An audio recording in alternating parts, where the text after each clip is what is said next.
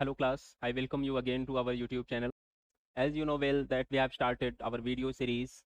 Currently we are discussing salient features of Indian Constitution. So 3 classes we have already done. Few salient features of Indian Constitution are still there, which we have not discussed. So let's discuss those left part which we have deliberately left. Let's get started. So you see here the salient features of Indian Constitution I have written here for you. These all features we have already discussed. Let's do a quick recap. Lengthiest written constitution. This is the first feature of Indian Constitution, like salient feature. The second one was the drawn from various sources. You remember we have already done. Blend of rigidity and flexibility. The next one, fourth one is federation with unitary bias. Fifth one is the parliamentary form of government. Sixth one is the synthesis of parliamentary sovereignty and judicial supremacy. The seventh one was integrated and independent judiciary. You remember? These all features we have done. We have explained in detail. Let's move forward. The next feature, eighth feature, was the fundamental rights. Yesterday we did this much, right? Up to eighth we have already done. So let's move ahead and try to do new features which are there in our constitution. The ninth one is the directive principles of state policy. The 10th one is the fundamental duties. The 11th is the secular state, and 12th one is a universal adult franchise, right? And this is not exhaustive list. We'll continue. Almost 16 features are there. We'll be dealing with these all features in our next videos. So let's do today's this directive principles of state policy. This feature we are going to discuss today. See here, I have written here for you the directive principles of state policy. Part 4th of Indian Constitution is dedicated for the directive principles of state policy. Articles range from 36 to 51. You remember this? This is factual information, very important. They ask you question that that DPSP are in which part, right? Which part they pertain to. So then you will be like fourth part, part 4th from Article 36 to 51. There is provision for the directive principles for state policy. In short, we call this the directive principles state policy, DPSP, right?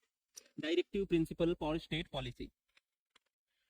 So let's try to understand what the directive principles are. And two great commentaries has been made in the history by great political scientists about directive principles of state policy. So let's try to understand what they said and what they meant by saying that. Honorable B.R. Ambedkar, a great legal luminary, our chief architect of Indian Constitution, he noted that directive principles of state policies are novel features of Indian Constitution. He's referring the DPSP as the novel feature of Indian Constitution. So you can understand how much important these DPSPs are. Dr. Ambedkar, Honorable Dr. Ambedkar himself is recognizing the importance of DPSP. So these, according to him, these are the novel features of Indian Constitution. So doubtlessly, these features are very great. They are very novel. They are very important for our Constitution, right? The next, a Western philosopher or political scientist has made some observation. Granville Austin, you see here, fundamental rights and DPSPs are conscience of Indian Constitution, right? He is saying that fundamental rights, the Mool Adhikar, and the DPSP, Niti Nirdeshak Siddhant, combinedly make a kind of conscience of Indian Constitution. Conscience means in Hindi चेतना. तो अगर मूल अधिकार और नीति निर्देशक सिद्धांतों को हम मर्ज कर दें, इनको मिक्स कर दें, मिला दें या कंबाइन कर दें, तो उसको हम भारत की चेतना कह सकते हैं. See the importance. So fundamental rights, the importance of fundamental rights we have already studied. Now it is like directive principles of state policy we are discussing. So be clear, these principles are very important, very essential. One individual has, Honorable Ambedkar has said that these DPSPs are novel features, and Granville Austin is saying that if you combine fundamental rights and DPSPs, then it is like conscience of Indian Constitution. Bharat देश की चेतना, भारत देश की आत्मा है, ये हमारा नीति निर्देशक सिद्धांत, right? So let's move ahead and try to understand कि ये लोग इतनी तारीफ कर रहे हैं. They are appreciating DPSPs very much. They are impressed with the DPSPs. So what is special with the DPSP? What is DPSP? पहले तो हमको ये समझना पड़ेगा भाई ये नीति निर्देशक सिद्धांत है क्या? Right? Let's try to understand what these directive principles are. These are basically a kind of instruction to state, right? A instruction, a kind of advisory to the state authorities or state in general, that while formulating policies, while making laws, while taking any administrative action, state must keep these principles in their mind, right? Be clear about this. These are basically a kind of instructions or guiding principles or advisories for the state, that while formulating policies, while enacting laws, or taking any administrative action, state must be careful about the directive principles of state policy. So basically in raw language you try to understand कि ये एक तरह से नीति निर्देशक सिद्धांत है, हिंदी में नीति निर्देशक सिद्धांत है। तो नीतियों के लिए निर्देशन है। जब भी हमारा स्टेट नीतियां बनाएगा, दे विल मेक पॉलिसीज और मेकिंग लॉज, जब कोई कानून बनाया जाएगा या तो कोई एडमिनिस्ट्रेटिव एक्शन लिया जाएगा, तो वो पॉलिसी कैसी होनी चाहिए, वो कानून जो बनाया गया वो कैसा होना चाहिए, वो जो एडमिनिस्ट्रेटिव स्टैंड लिया गया या एडमिनिस्ट्रेटिव मेजर लिया गया वो कैसा होना चाहिए, यही बात हमारा नीति निर्देशक सिद्धांत बताता है। नीतियों को वो निर्देशित करता है। ठीक है, कि आप जब भी पॉलिसी बनाएं, जब भी कानून बनाएं, जब भी कोई प्रशासनिक कदम उठाएं, तो इन नीतियों का ध्यान रखें, ऐसा। तो आप समझ सकते हैं कि बहुत ही इंपॉर्टेंट है, बहुत ही क्रूशियल है ये नीति निर्देशक सिद्धांत। स्टेट को पॉलिसी बनाने में, उनको कानून बनाने में और प्रशासनिक कदम उठाने में मदद करता है। ठीक है, तो हमने ये मतलब समझा है नीति निर्देशक सिद्धांतों का क्या मतलब है। अब हम इनका कैटेगराइजेशन करेंगे। हम 3 पार्ट्स में डिवाइड करके अपने नीति निर्देशक सिद्धांतों को पढ़ने की कोशिश करेंगे। If we try to categorize our directive principles of state policy, then we broadly can categorize it into 3 parts. Namely, the first one is the socialist DPSPs. The second one is the Gandhian DPSPs. The last one is the liberal intellectual DPSPs. Right? So be clear about this. Socialist, Gandhian and liberal intellectual. Right? तो जो socialist DPSPs हैं, directive principles हैं, उनमें क्या matter, देखिए एक बात आप समझिए, प्रिसाइजली आर्टिकल वाइज हम यहाँ डिस्कशन नहीं कर रहे हैं, because we will be doing a full dedicated video on DPSP. That's why यहाँ पे हम बस एक ब्रीफ में हम पढ़ रहे हैं, जस्ट आपको फैमिलियरिटी हो जाए व्हाट आर डीपीएसपी। ये हमारे संविधान का एक सैलिएंट फीचर्स है, राइट। और हम डिटेल में इसको आर्टिकल वाइज प्रिसाइजली एक एक आर्टिकल को प्रॉपर्ली पढ़ेंगे जब हम डेडिकेटेड वीडियो बनाएंगे डीपीएसपी पे, right. So I am deliberately doing this, be careful about that, right. You see here socialist DPSPs, the list जो सोशलिस्ट या समाजवादी जो नीति निर्देशक सिद्धांत हैं, उनमें क्या कंटेंट है, जस्टिस का कंसेप्ट है, economic, political, social justice. Livelihood का प्रोविजन होना चाहिए देश के नागरिकों के लिए। जब सरकार कानून बनाए तो उसमें देश के युवाओं को, देश के लोगों को रोजगार का प्रोविजन होना चाहिए। नाउ डेज रोजगार is like very scarce thing, so many controversies are happening, and youths are like, and not only youths are not saying, it is fact also, so many statics or so many data are suggesting that we are a kind of we are having a great population of unemployed people, right? So this is very misfortunate, this is kind of alarming condition we are in currently. Our government must pay heed to this issue, otherwise the problem may be like bigger. Unemployment is the great problem, right? So the state must do arrangement for the livelihood of the people. State must avail the great working condition or the fair working condition for the people, and accordingly this justice, livelihood, working condition, etc. And states must in nutshell, if we try to say, state must strive to establish egalitarian society, a society based on the principle of equality or equity, right? तो अगर ऐसा किया state ने नीतियां बनाते समय, तो हम कहेंगे कि जो डायरेक्टिव प्रिंसिपल्स हैं हमारे सोशलिस्ट, उसको स्टेट ने फॉलो किया है। अभी आप बताइए, क्या हमारे देश ने ये सोशलिस्ट जो प्रिंसिपल्स हैं, नीति निर्देशक सिद्धांत के जो समाजवादी सिद्धांत हैं, क्या उनको फॉलो किया है? क्या अगर फॉलो किया है तो फिर इगैलिटेरियन सोसाइटी क्यों नहीं है हमारे पास? इक्विटी के कंसेप्ट पर आधारित समाज क्यों नहीं है हमारे समाज में? असमानता क्यों है? ऊंच नीच का भेदभाव क्यों है? कोई बहुत ज्यादा अमीर है, कोई बहुत ज्यादा गरीब है, ये डिवाइड क्यों है? you try to understand, you apply your own mind why the problem is like this, so and that disparity is not like small disparity. This disparity is glaring disparity, and cleavage is continuously expanding. So this is really alarming condition. तो आप समझिए कि state ने हमारे क्या directives की बात नहीं माना है while formulating policies. तो आप इस पे रिसर्च करिए एंड आप खुद से जवाब खोजने की कोशिश करिए कि क्या गड़बड़ी हुई है जो हमारे देश में इतने नोबल फीचर्स हैं, इतने स्टेट के लिए डायरेक्टिव्स लिखे हुए हैं, उसके बाद में भी इतनी ज्यादा समस्या है हमारे देश में. Along with that, you see the livelihood, a lot of youths are unemployed, right? A great kind of unemployment is prevailing in our country. So you see, if a state is taking measures to create employment for the youth or for the people in general, then why the problem is still continuing? And historically the problem has increased very much. You see the working condition, our people are working in very miserable conditions, right? So if the directives are there, so you try to find out where the problem is, where the policy formulation is not kind of up to the mark, or the implementation is lagging behind, or something else, whatever the problem is. You apply your common sense and you will get answers certainly, right? Let's move ahead. The Gandhian directive principles. You know about the Gandhi ji, a great freedom struggle leader, our nation's father. He is regarded as the father of nation. So he was like Gram Swaraj. You know, he emphasized on the Gram Swaraj. He emphasized on the cottage industry, small scale industry, micro and medium scale industries, small scale industries. That is like cottage industries. He emphasized on the cooperative movement. You know, cooperative societies, cooperative movement, and he emphasized on the cow slaughter ban, this article 48. So he talked about these all things. Generally few of them we have picked up here.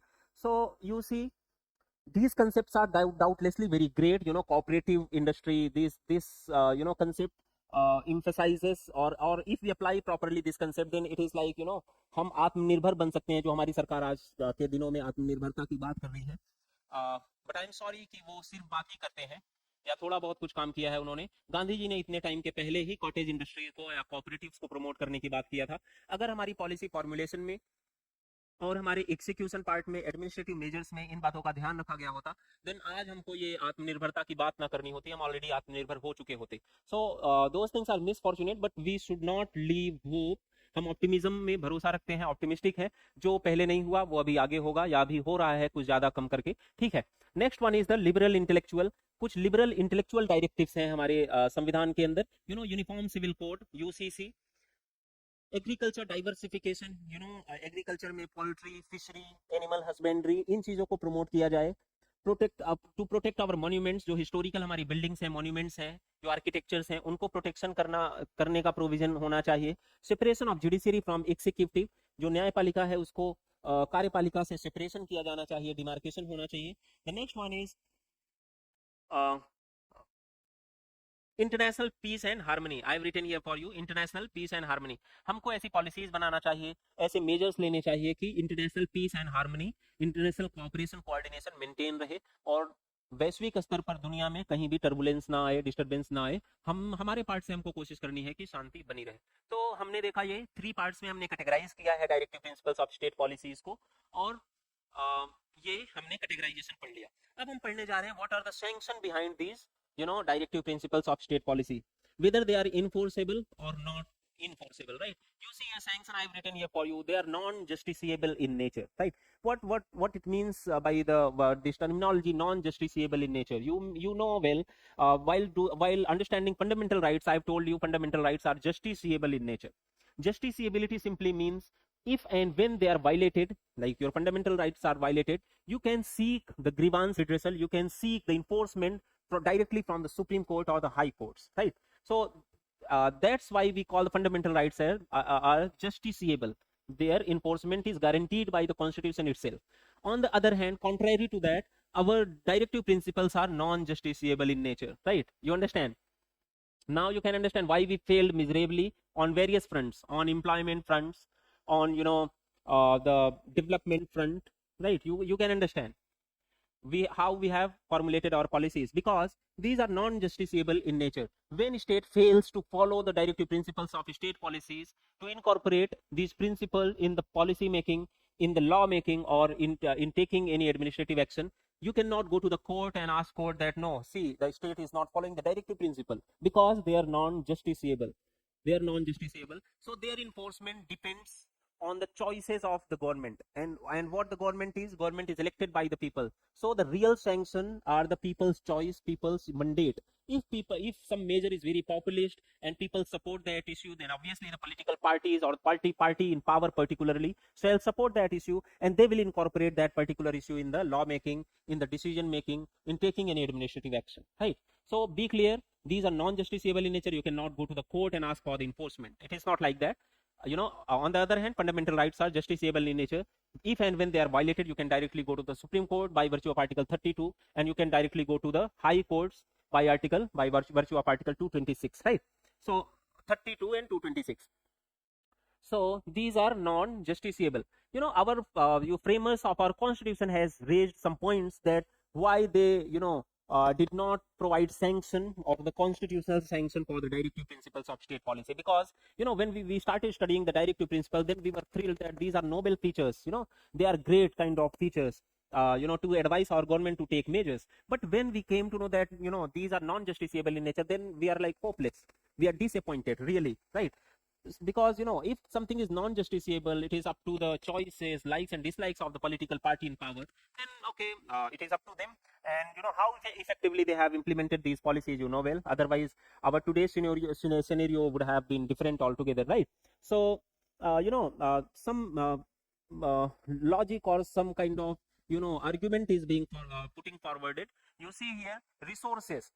When we enacted our constitution, then we made fundamental rights the enforceable or the justiciable in nature, but we did not make our directive principles the justiciable in nature because of the lack of resources. We did not afford to make these principles justiciable because we were having limited resources at our disposition, right? We were great country, great diversity, great population, and at that point of time it is reality, we were very economically backward. We did not have enough even food to support our people.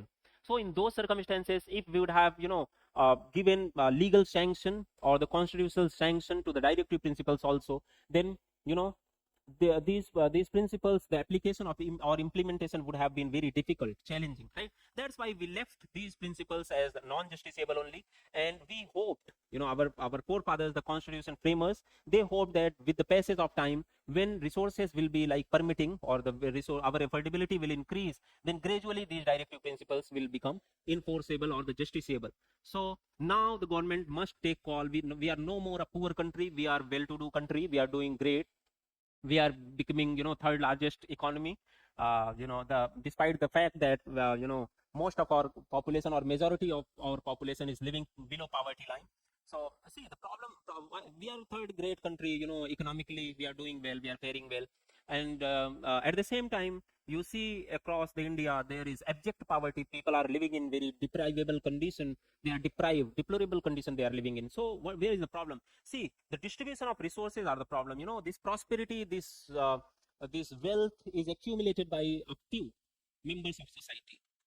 So these resources needs to be redistributed, or some kind of mechanism needs to be derived or developed to redistribute or to ensure the redistribution of these resources. You remember we discussed in the socialist part that we are supposed to establish egalitarian society, but fortunately we have miserably failed on that front, right? So let's come back to our point. Our resources were lacking and our society was very fragile, and our there was huge diversity in our society. So these were the impediments or the hurdles in our way to provide legal sanction to directive principles of state policy. You see here one Supreme Court observation I am going to quote here to emphasize again the importance of directive principles of state policy. You see, in the Minerva Mills case 1980, this was a landmark judgment by the Supreme Court, and Supreme Court made an observation. The Supreme Court was like, Indian constitution is founded on the bedrock of balance between fundamental rights and directive principles of state policy. The fundamental जो Indian constitution है वो एक bed rock पर स्थित है, और वो bed rock किससे मिलकर बनती है? Fundamental rights and directive principles of state policy. इनको दोनों को मर्ज कर दीजिए. So the moral of the story is again supreme court by Minerva mills case 1980 is emphasizing again the importance of directive principles of state policy. So in this way we have done, I think, the directive principles of state policy. Let's come to the next salient feature of Indian constitution, that is the fundamental duties, right? So we have in our constitution the concept of fundamental duties also. You see here, fundamental duties were not originally in our constitution. We have adopted fundamental duties, we have added fundamental duties later in our constitution. So it was 42nd Constitutional Amendment Act 1976, 42nd Constitutional Amendment Act. Through that particular Constitutional Amendment Act, we have added fundamental duties in our constitution. That time 1976 time was the emergency time in our country. The national emergency was imposed. Indira Gandhi was the Prime Minister of India, right? And at that point of time, the Swaran Singh committee was constituted to look into the the feasibility of the these fundamental duties. During the operation of emergency, our government was like, people are enjoying so many rights, and they forget about the duties which they owe to the country, the nation, or to their fellow citizens. or the society in general, right? So government was like, okay, there needs to be a categorization, or there needs to be a provision for the fundamental duties also. Here you see Soren Singh committee was constituted, and accordingly Soren Singh committee recommended for the incorporation of fundamental duties in our constitution. You see here part 4th A, article 51A. There is only one article in this, right? And various sub clauses are there. So this is for the fundamental duties. Through 86th Constitutional Amendment Act 2002, one more fundamental duty we have added, right? Earlier these fundamental duties were 10. Now by adding this one more, so it becomes total 11, right? So let's move ahead and try to understand the whole holistic, the exhaustive list of the fundamental duties which are there in our constitution. See, what are the duties? Let's try to understand. Duties are basically, we enjoy a lot of rights. There are fundamental rights. There are other legal rights in our constitution. But while enjoying our rights, we must be conscious, we must be clear that we owe certain duties to our nation, to our fellow citizens, to our society, to our family, right? So to make that consciousness, more conscious, we have made the provision for the fundamental duties in our constitution itself. You remember when we were discussing that our constitution is drawn from various sources, then I told you these fundamental duties are taken from the USSR, earlier USSR, and now Russia. They have incorporated fundamental duties in their constitution. So source is the Russia or USSR. Let's do the list. The first fundamental duty is to abide by the constitution. All citizens of India must abide by their constitution, and they should respect the constitutional values, constitutional institution, right? The second one is to cherish and follow the noble ideals of freedom struggle.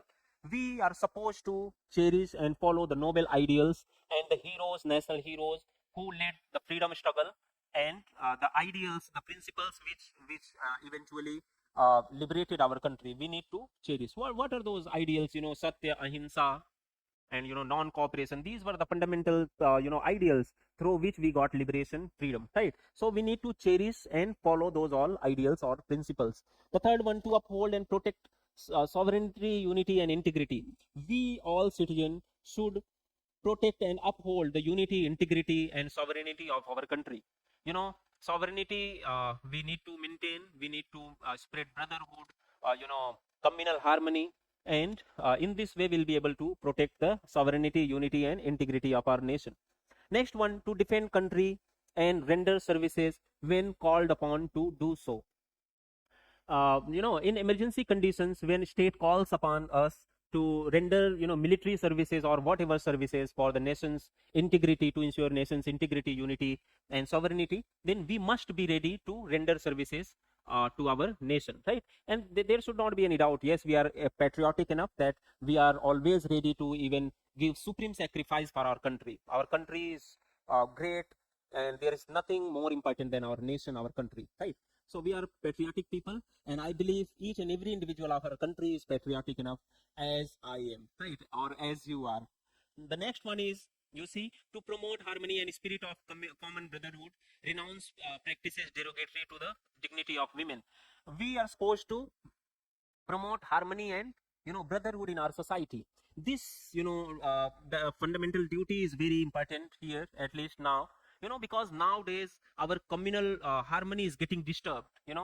So many fringe forces are there, or I would not like to name those forces, communal forces across the religious spectrum, across the religious communities. They are and they are instigating communal hatred, communal tension in our society, and they are disturbing our communal harmony and communal brotherhood. So this is very disastrous, very derogatory. This is great disservice to our nation. It should not be like that. If we are responsible citizen, we owe the duty to our nation.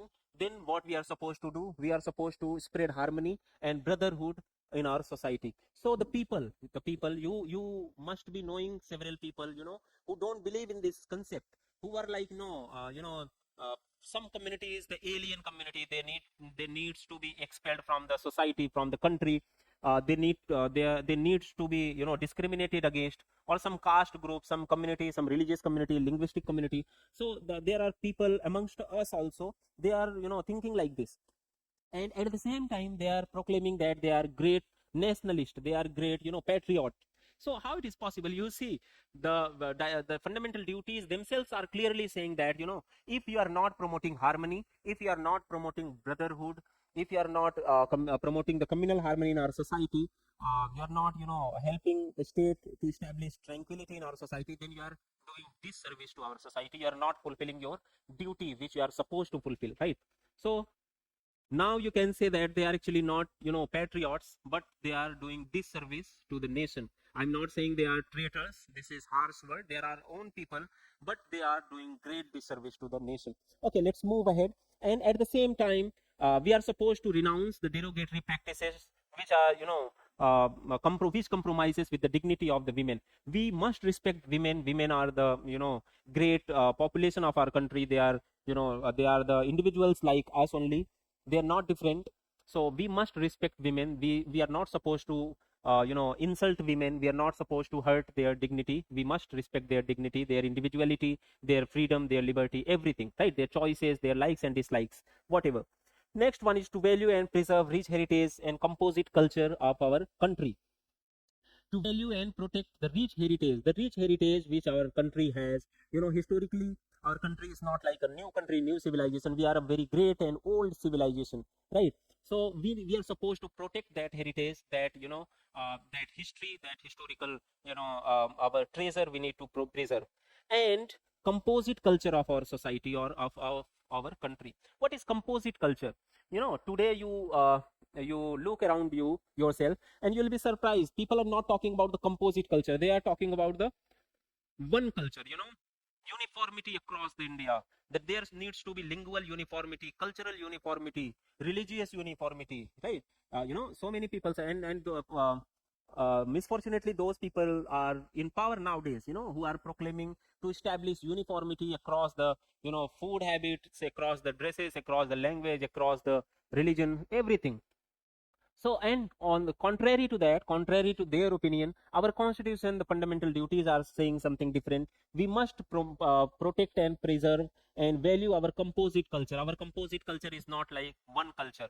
It is whatever cultural history we have, the composite culture, the combined culture of every community, every lingual community, every religious community, every gender community, you know, everything, every geographical community. So each and every cultural, you know, things we need to celebrate, preserve and protect. This is called the composite culture. The people who are, you know, talking or proclaiming to protect the monotonous, you know, culture, those people are, you know, not doing service to the nation. They are actually doing disservice to the nation. The next one is to protect and improve natural environment. Yes, of course, we are supposed to protect our natural environment. They are very essential, you know, otherwise our existence will be in danger, right? So be careful about this one. To develop scientific temper, humanism and spirit of inquiry and reform. Scientific temper हमको develop करना चाहिए, humanism and spirit of inquiry and reform भी develop करना चाहिए. You know, nowadays you should not be surprised by, you know, by hearing some speech of our honorable leaders, that they are talking stupidity. They are literally, you know, spreading you know, nonsense in the society. You know, they are not promoting scientific temper. Right. I'm not going to quote their statements or their speeches, because those speeches are widespread. You can have access, or you must have access to those speeches. But misfortunately, when if some layman is talking about that, then we can tolerate that. Okay, you know, that individual is in ignorant. You know, in ignorance, he or she is saying like that. But when our responsible people, our MLAs, MPs, you know, chief ministers, and sometimes, you know, prime ministers are saying, you know, these things, then it is really disappointing. They must always promote scientific temper and spirit of inquiry, and along with that, most important, the humanism. You know, so many people will be able to find out in society, even today itself, you know, they are talking about the, you know, violence and, you know, disturbance and all, right? But we should not talk about that. We should promote humanism. Let's move ahead and try to do three more, you know, these duties which are there. To safeguard public property, we must safeguard public property. We are not supposed to harm public property, and we should abjure the violence. हमको violence का साथ छोड़ देना चाहिए. To strive towards excellence, to provide opportunities for education to children between 6 to 14 years. ये 6 से 14 साल के लोगों बच्चों को एजुकेशन की अपॉर्चुनिटीज देनी चाहिए. 86th कॉन्स्टिट्यूशनल अमेंडमेंट 2002 में हमने इसको ऐड किया था. ठीक है. Now again, let's try to understand what is the sanction for the fundamental duties? The sanction is, again, these are non-justiciable in nature. If state fails to implement them, or sorry, if some individual or some community is not obeying these principles, they are not regarding these principles, then you cannot go to the court. These are non-justiciable in nature. At the same time, Verma Committee was constituted in 1999. Several these fundamental duties has been enforced by the legislation passed by the government. So let's come to the criticism. Critics are there. They criticize the fundamental duties on various grounds. They are like, the fundamental duties are not exhaustive. There should have been more, some more fundamental duties which are important, like like duty to vote in the parliamentary or general elections, or any election for that matter. Or there should have been a duty added in our this list itself for the population control. Population is the great kind of problem nowadays. There should have been duty to follow, like against to pay taxes, also to pay taxes. So these all criticisms are there. So we'll move ahead and let's do the next point which we have written here. The next feature: a secular state. India is a secular state. India does not uphold any particular religion at the state religion. हमने अपने देश का कोई धर्म decide नहीं किया है, इसी वजह से हम सेकुलर देश हैं. On the other hand, contrary to this, if you see the Pakistan has upholded the Islam as the state religion. That's why they are not secular state. They are theocratic state, right?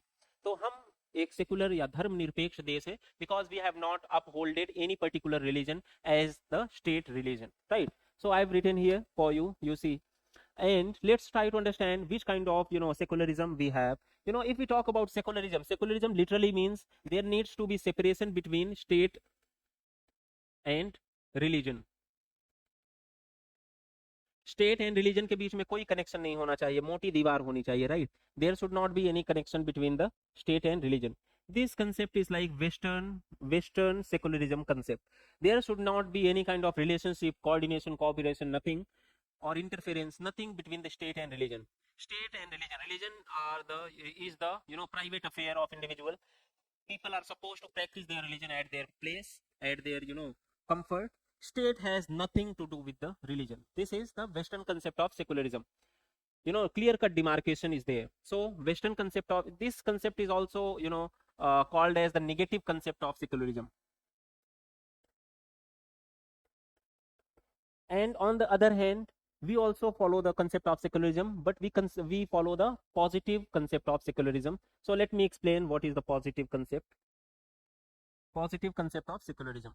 See, here we have talked about the clear cut separation between the state and religion. Here we don't talk about the clear cut separation in the state and religion, but we talk about the interference of state into the religious affairs. See, state is intervening, right? Again and again. So for example, we have 3, 4, or actually it is reality that we have all the religious communities in our country. For example, Hinduism, Islam, Buddhism, Christianity, right? So these all religions, Judaism, these all religious communities we have in our country. So in our scenario, states shall intervene with Hinduism, Islam, Buddhism, Christianity, right, and Judaism, every individual religious community. But states shall positively intervene, right? States shall try to promote Hinduism, Islam, Buddhism, Christianity, Judaism, every, right? Jainism also, right? See, but while intervening, while supporting any religious community, state shall not discriminate against any particular religion. This is the crux. You try to understand. State supports the religious processions. State makes arrangement for the religious processions, religious programs. Religious state promotes the religious events. But state funds some spiritual well-being for the spiritual well-being of the people. You may have heard about the hush subsidy, which was earlier provided by the government, but now it is I think it has been discontinued.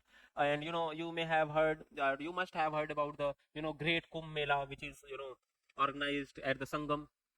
So all the arrangements are done by state. So why state is doing? State is intervening positively. State is supporting each and every religious community or religious denomination. But state shall not, while doing this treatment, state shall not discriminate against any particular religion. This concept of secularism is called the positive secularism. Let's move ahead and try to do the constitutional provisions for the for the secularism in our constitution. Our preamble itself says that India is a secular country, right? Secularism word was added through 42nd Constitutional Amendment Act 1976. Secularism word was added, right? Article 14, equality before law, equal protection of law. You know, state shall not discriminate. Each and every individual shall be equal in the eyes of law. This is equality before law and equal protection of law, irrespective of their religion, race, caste, gender, sex, place of birth, etc. Article 15, state shall not discriminate on the basis of religion, race, caste, sex, gender, etc. with anyone, right? Next one, Article 16, state shall not discriminate. State shall open, equal opportunities for the public employment, and state shall not discriminate for this public opportunity on the ground of religion, race, caste, sex, place of birth. Article 25 to 28, right to freedom of religion. Article 29 to 30, educational and cultural rights. Article 44, uniform civil code. So these are constitutional provisions which are there in our constitution, which make provision for the secularism, which are the secular characteristics of our country. These are the credentials of secular nature of our country. So this is all for today's discussion. Let's wind up our discussion, and thank you so much for watching. If you like our videos, please do subscribe our channel, and share the videos with your friends, with your families, and you like our videos, you do comments when you feel like some question in your mind, or some curiosity may be there in your mind, or whatever, even pertaining to our subject topic, or pertaining to some different things also. Whatever you think, you can do comment in the comment section. We read all the comments very sincerely, and we appreciate your comments, and we'll reach out to you through comments or through video also. If you ask something, then we'll try to explain, and try to explain that particular thing in our video. Thank you for watching. Thank you so much.